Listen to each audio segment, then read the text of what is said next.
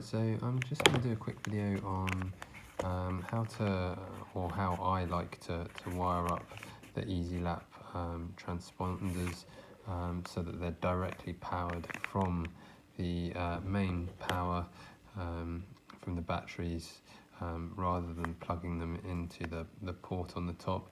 I believe that they get a bit better power and a little bit more power direct from the battery rather than going via the port. So yeah, this is my method, and it seems to work quite well. So yeah, let's go. So as you can see, the EasyLap transponder comes with a small extension lead in the packet. We are basically going to wire that in from the positive terminal battery connection, which is that side, and to the negative, which is this side. I then run it underneath the top plate here, and it exits just here by cutting a very small hole in the plastics, allowing for the cable to exit. Because we're powering it directly from the battery, that means that the whole time that it's plugged in, even if the car is switched on or off, it will be getting power. So if I leave the batteries in for any reason, I always make sure that I unplug the transponder so that it doesn't continue to drain the power. Okay, so we've got our stock car here, and this is one that we're going to do the modification to and install the extension lead so that we can then use a transponder on it. So first step is to remove a few parts just so that we can get to it. Okay, we're basically going to remove the screw here, the 4 screws on the front end, and the 2 screws going to the battery cable. Okay, so start with this one. I'm going to do 4 on the front here. It does look rather drastic, but it just makes life a lot easier.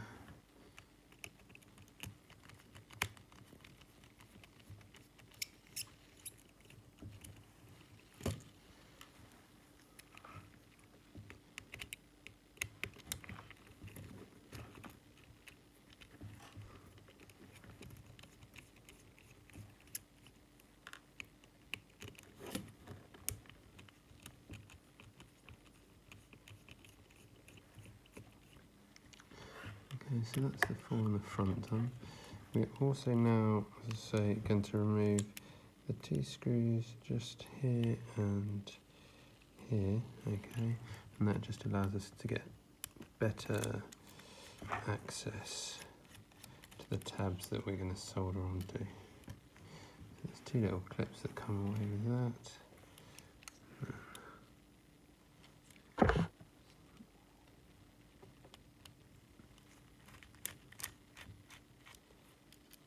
Okay, and these clips are handed, so you want to try and remember which side you went, and then just get to focus. Okay. You can see just here and this side. Okay, just down there is where we're going to solder onto. Okay, just there and there. So we're also going to remove the 2 hinge pins, which again looks rather drastic and everything does fall apart, but it's far easier to reinstall everything when it's like this. Now when you do take apart the front hubs, and this, you know, if you have to do this for anything else, just be really careful. You've got 2 very small spacers on here, and they have a habit of disappearing off your building board, so just be careful that you don't lose those and that they either stay on there or you see actually that one is just still on pivot ball. You've got your springs which can also come out. Okay, I'll give you a couple of tips of those when we come to put them back in. So now it is a matter of just removing these top plastics. Front one comes off first, and then the rear one. Okay, and there's two little clips which just separate them.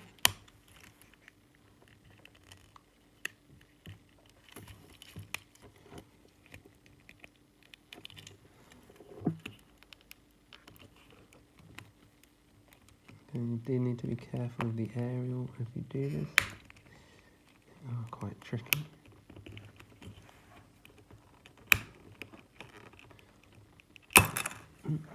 Ship across the table. And that gets the front off. And then the rear is a bit easier. Okay, and it basically is clipped on down the back by the motor. And it takes just a bit of a wiggle. Okay.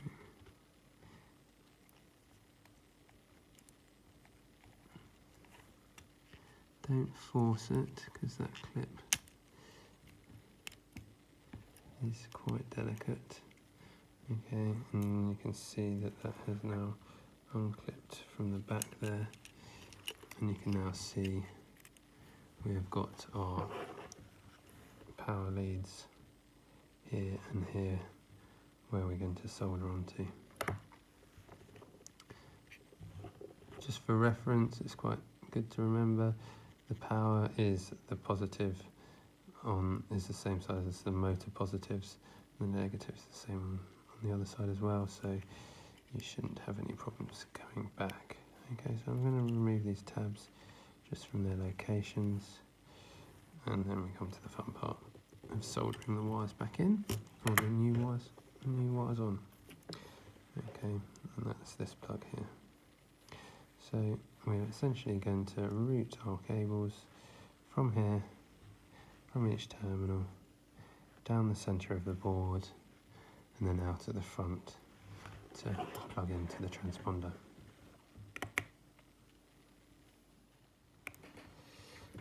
Okay, so now comes the fun part. We've got our little tab just held in some jaws just to keep things steady. We've got our wires here, which I'm just going to very quickly tin the ends of.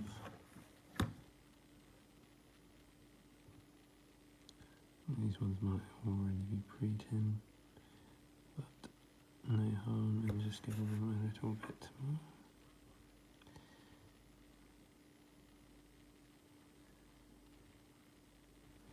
Okay, so those are done. So now it's simply a matter of tacking these on.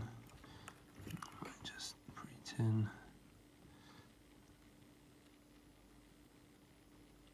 the side of our board. Okay. Let's see if I can do this without knocking the camera over.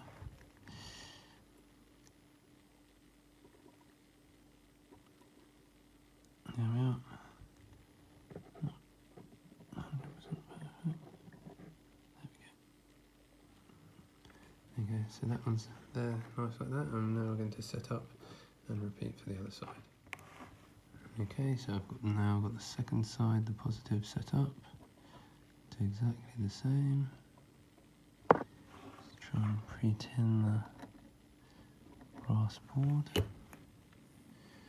And we're going to come off the back of it, so I'm going to have to try and do this left-handed.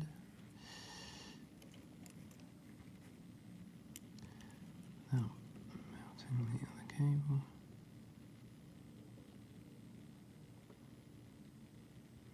There we go. And we are attached. So we've now got the wire attached. You can also note that when I did this, I clamped with the jaws the original wire, the power lead, to the tab, so that when I solder that, that doesn't come unsoldered. So that just makes life a little easier. Right, so now we've got those soldered up, we will move on to routing the cables. Right, so we're coming now back to reassembly. So I would advise starting off by putting your battery terminals back together. The little clips here can be a swine. I've done this first one. Things to look out for on when you're reassembling, it's quite hard to see, but in here there is a small tab on the end of it which hooks under this part here. Okay, small tab here.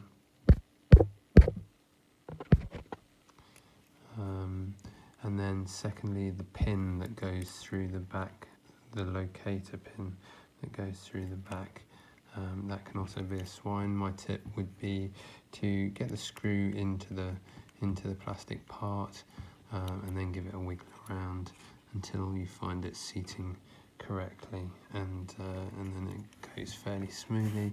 I'm going to quickly try and do this side. If it doesn't go smoothly straight away, I will cut back once it has been done, but the process is the same. This is probably the hardest part of this process,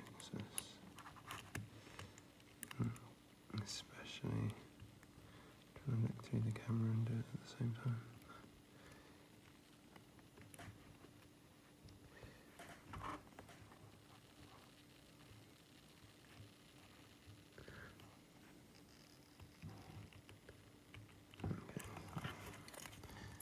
Is loosely held in there.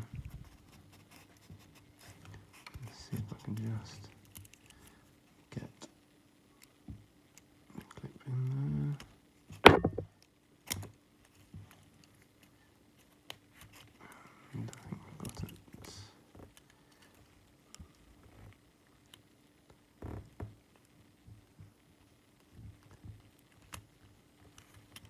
Yep, and there we have it. That is now in. So we're looking good. Right, so the two new cables, they are going to essentially run down the centre of the board, something like that, and then exit at the front. Now, when you're installing the cover back on, now you've got that extra wire there. Things are a little bit tight, so I do like to just trim a hair off the plastic. Okay, just to give us a tiny bit more room to get the cables routed. So, as you can see, just take the corner off there. No major biggie. Okay, Ariel's going to get routed back through the board. Be careful of that. Make sure your wires are exiting correctly there. Just now trying to remember where that comes up through. That is going to come up through that hole. Okay.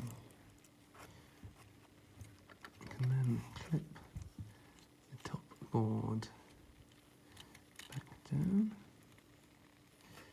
Trying to remember to get it hooked in down the back of the motor, which again can be quite fiddly. There you go, that is now hooked on. Like with everything, don't force it. When you get it in the right place, it will just drop back down nice and easily. Okay, so we've got the top board back on.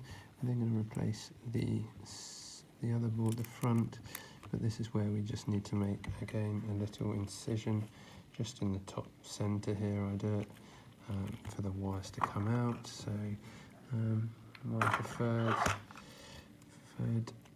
method is to use a scalpel. Just okay, so I'm going to roughly gauge the centre, make a very small incision, just notching it out,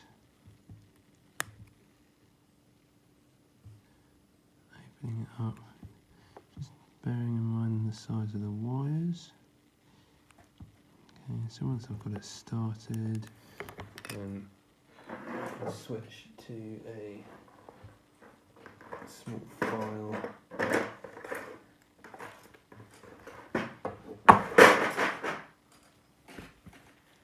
Just to make things nice and neat.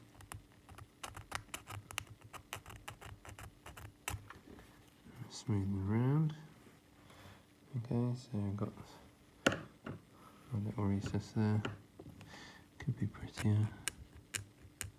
Not perfect.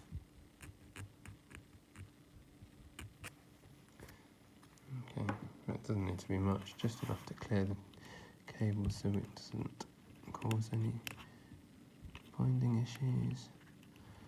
I think that looks like it's given us plenty.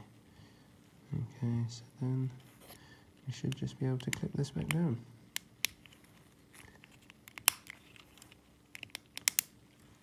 Okay, there you go. That is the basic install of the cable, and then it's just a matter of reassembly. So reassembly, we come in, let's do the 4 screws on the front.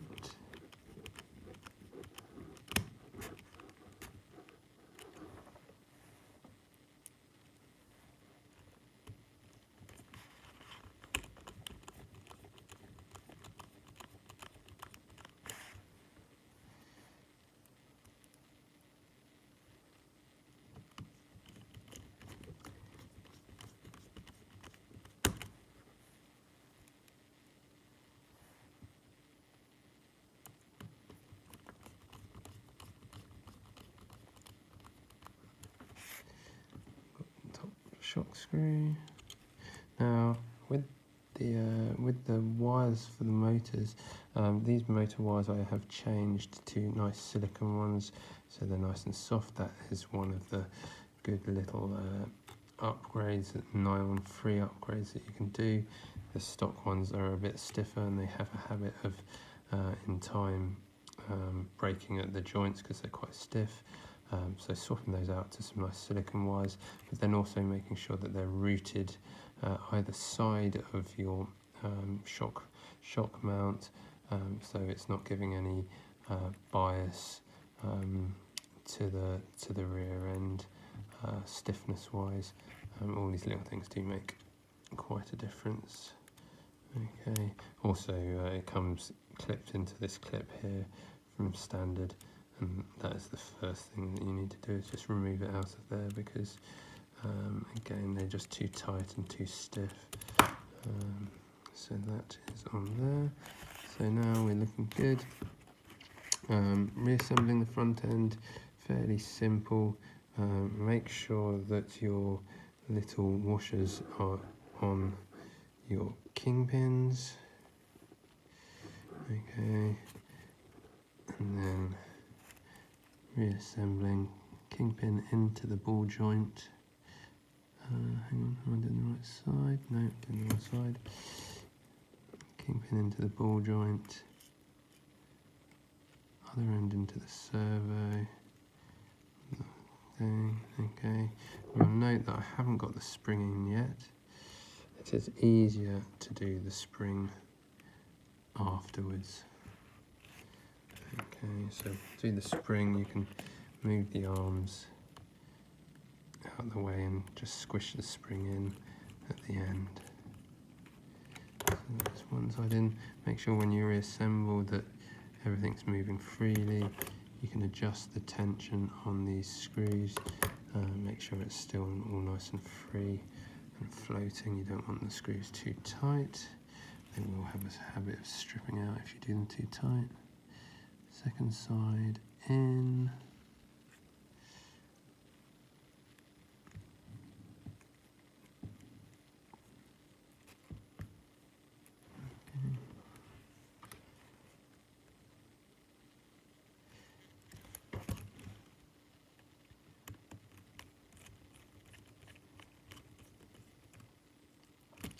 and then putting the springs in, lift the kingpin up, lift the arm up, and then it is simply a matter of using whatever method you can to get the springs underneath. And they go with the wide front end, which most MR03s are. They go on the most outboard setting. And this is now going to be an absolute swine, just because I've got the camera running. Normally it's quite easy.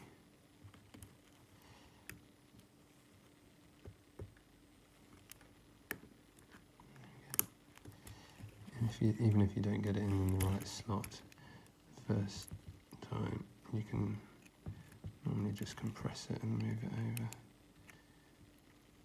It's in the bottom, just need to try and get it on the top. There we go, so spring now in that side, and I will do the opposite side.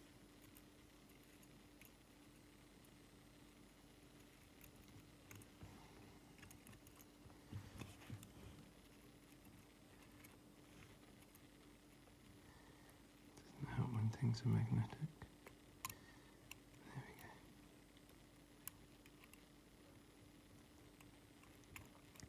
There we go, so we are back together. Everything in place. Now the one thing that you do need to double check is the polarity of your plugs. These have a habit of changing around. I find the instructions on the Easy Lap transponders quite confusing, so just check your polarities. As you can see at the moment, this new plug here is the opposite way around, so to switch that over, if you just lift up the little plastic tabs, if I can keep it in focus, it'll probably help. Okay, you can get a little blade underneath these very small plastic tabs without cutting them off. You'll be able to pull out the wires.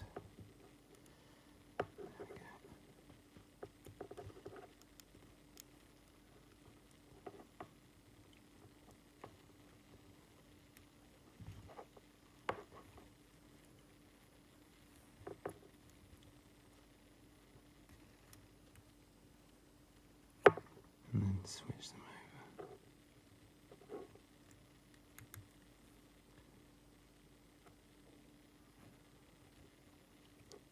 And that is it. Job complete. We now have it wired up. You can a little bit of double-sided tape, stick your transponder to your car. Now remember, these transponders are infrared. Okay, so the little light on the top there needs clear visibility through the window of your car.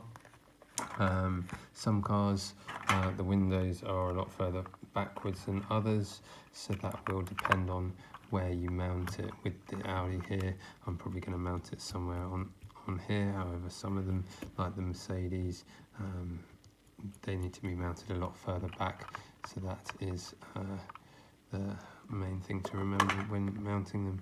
Other than that, that pretty much wraps that up. Any questions, just drop us a message. If you get really stuck, I can probably help you out to it, and you can drop it around and I'll sort it out for you. But it is a pretty simple process, nothing too crazy. As long as you can do basic soldering and you have a basic soldering iron, you can do it fairly simply, fairly quickly, and you'll be up and running. Many thanks.